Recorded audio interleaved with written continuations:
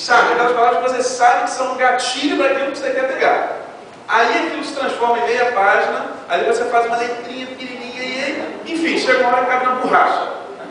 E aí o conteúdo de uma página cabe na borracha. Então isso pelo menos você aprendeu na escola, estou tranquilo com isso. Você não colou, mas já aprendeu a colar pelo menos? Então já aprendeu. A oportunidade foi perdida. Então, 95%, o Tony Buzan fez essa pesquisa, e mais de 95% das respostas foram, obviamente, o não, tirando essa do... Obrigado, essa foi uma brincadeira minha, mas também foi o não. E, finalmente, você aprendeu algo sobre criatividade. Os gregos já diziam criatividade, a base da memória é imaginação e associação. Então, a criatividade, a flexibilidade de pensamentos, de comportamentos, elas dão uma base interessante para a aprendizagem. Sobre a aprendizagem, um resumo aqui de um curso Brain-Based Learning do Rick Allen, né?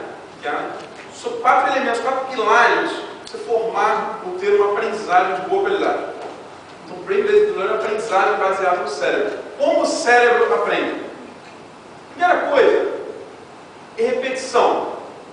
O que é aprender em última análise? É você repetir uma informação, conectar neurônio com neurônio, você cria redes neuronais e ao longo do tempo, dependendo da intensidade e da frequência das repetições, você cria circuitos neuronais, sinapses e redes neuronais que vão se tornar memórias de longo prazo.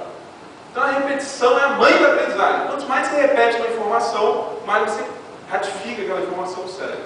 Como o cérebro aprende. Essa é a primeira base. Eu lembro intuitivamente, quando eu entrei na faculdade, e trabalhava, estudava, então não tinha tempo de estudar. Só estudava na faculdade, não tinha tempo de estudar fora da faculdade. E eu fazia o seguinte, eu fazia umas anotações de palavras-chave durante a aula, lia aquelas anotações durante a aula, ao longo da aula, e lia também depois da aula e antes da aula seguinte, lia 3 vezes. E aí no final do período, algumas matérias, não todas, eu tive a maior nota da sala. Média 9, 8,5, sem estudar fora da faculdade.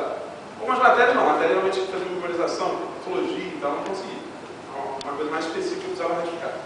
Agora, de modo geral, a repetição, como você repete também é uma coisa importante, como criar associações, a gente vai ver um pouco ao longo da palestra também. Então a repetição é a mãe da aprendizagem. Quanto mais você repete uma informação, mais você conecta neurônio com neurônio, você reforça aquela aprendizagem e a memória. Aqui tem uma curva interessante. Detalhe, eu comecei a estudar neurolinguística em 2005 com o Jairo, e esse ano, eu estudo sobre aprendizagem mais ou menos recente. A partir desse ano, eu desenvolvi um trabalho com o Alberto Delisola, que é campeão brasileiro de memória, um mineiro, e ele, peguei muita coisa da palestra dele daqui, porque ele tem várias estratégias interessantes de memorização, vou passar ao longo da palestra. E ele tem uma curva, eu estava na Federal de Minas Gerais, no laboratório de psicologia, e tem uma curva que se chama curva do esquecimento. Então é um gráfico interessante que é o seguinte, uma análise de como a memória é retida no cérebro, baseado em uma sessão de estudo de 1 hora. Então, se você estuda 1 hora, algum assunto, uma sala de aula, uma palestra, ou em casa, sozinho.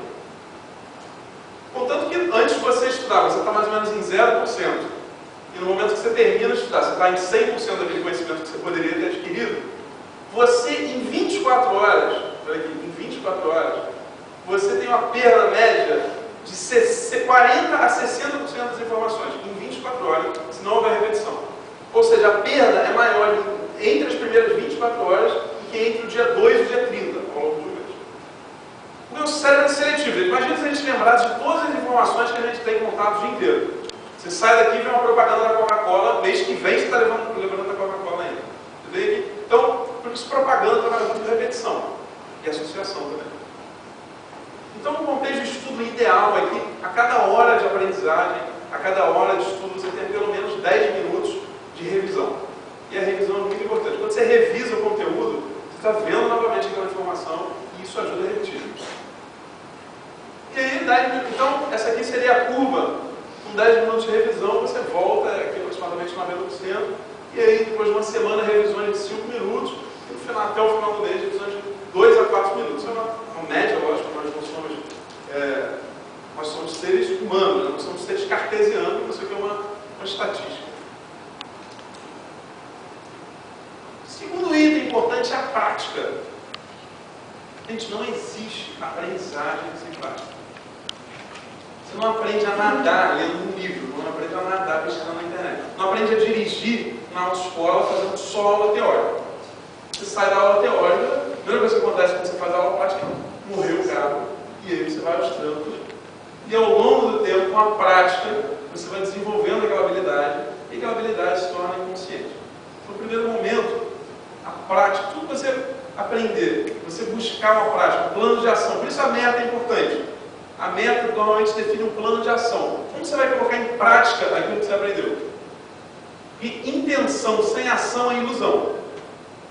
Se nada é praticado, nada é aprendido. Se nada é aprendido, porque nada foi ensinado. Então você está investindo seu tempo, sua energia, seu dinheiro em um contexto de estudo para aprender alguma coisa, se programa também para fazer um planejamento e estudar e praticar aquilo ali. Esse é o melhor investimento que tem. Então, a prática é uma coisa importante. Segunda coisa muito importante, que o Jário já falou, o Sandro vai falar também com mais profundidade, é o estado emocional em que o aprendiz está. Uma pessoa que dormiu mal, brigou com todo mundo em casa, brigou no trabalho, chega na aula, a pessoa vai aprender muito menos do que uma pessoa que está de bem com a vida, relaxada, calma, feliz, tranquila, bem-humorada. O estado emocional da pessoa determina muito sobre o grau de aprendizagem. Detalhe, o trauma é um tipo de aprendizagem, aprendizagem do sistema nervoso, com alto grau de impacto emocional. Você está andando de carro, pá, bate o carro, carga emocional muito grande, o sistema nervoso aprende carro é perigoso. Então a aprendizagem está muito relacionada ao estado emocional. Vocês lembrarem do professor que vocês mais gostavam na época do colégio, na época da faculdade, provavelmente ele vai ser uma pessoa que tinha um bom alto astral, um bom estado emocional, conseguia contagiar um seminário do Grinder sobre a apresentação, que no final perguntou para ele: John, você falou sobre várias coisas importantes para o poder de aprendizagem. Na sua opinião, qual é de todas essas, tudo isso que você falou, qual é a coisa mais importante que um apresentador pode ter? E ele falou o seguinte: são 3 coisas. Primeira coisa, o estado emocional em que o apresentador está. Segunda coisa, o estado emocional em que o apresentador está. Terceira coisa, o estado emocional em que a plateia está. Porque estados são contagiantes e contagiosos. Então, se eu chegasse aqui e começasse a falar, chega a fisiologia e tal, eu ia começar a ficar ansioso, nervoso, provavelmente vocês iam ficar ansiosos, nervosos também. Todo mundo sair tenso na palestra. Não, mas se eu começasse a falar assim, pensando devagar, ia dormir aqui. Então, os estados são contagiantes ou contagiosos. De maneira como a gente lida com a gente, o Sandro vai aprofundar também, já falou. E o estado emocional é uma coisa muito importante. E o estado de aprendiz também. Nada sei. Sei de nada sei. Você chegar em um contexto, copo vazio, ou copo pela metade, pelo menos, disposto a aprender, disposto a compartilhar. E, finalmente, ensinar. Quando você ensina alguma coisa, você está repetindo, é uma maneira de praticar e, atualmente, você está num bom estado emocional. Então, quando você ensina, você também sempre aprende. Uma via de mão dupla. E ensinar, tudo que vocês estão vendo aqui, que possa ser colocado em prática, vocês podem trabalhar com ele. Na casa de vocês, no trabalho de vocês, como vocês mesmos. Minha sobrinha, 9 anos de idade. Qual é a técnica de aprendizagem dela? Ela chega da escola, ela brinca com a boneca, fingindo que ela é a professora, a boneca é a aluna. Então ela ensina a matéria que ela aprendeu para a boneca. Ela está ensinando e ela está revendo a matéria de uma maneira lúdica. Isso reforça a aprendizagem. Inconscientemente, a gente sabe de alguma maneira que isso aqui funciona e a gente faz, de vez em quando. Não tudo. Minha percepção, acho que o mais difícil aqui, ou que a gente menos não põe o pé no chão, é a prática. A gente não leva a sério a prática. Tem uma expressão em inglês que fala assim: there is no free lunch. Não existe comida geral, não existe nada de graça. Se quer alguma coisa, tem que pagar o preço.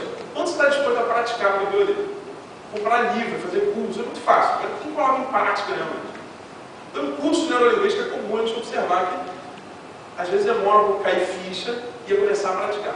Agora, o curso, normalmente, o contexto de neurolinguística só começa quando o curso acaba. Porque dentro do curso é um laboratório, uma experiência. Agora, quem coloca em prática na vida dele? Então, a aprendizagem está muito relacionada a esses 4 elementos.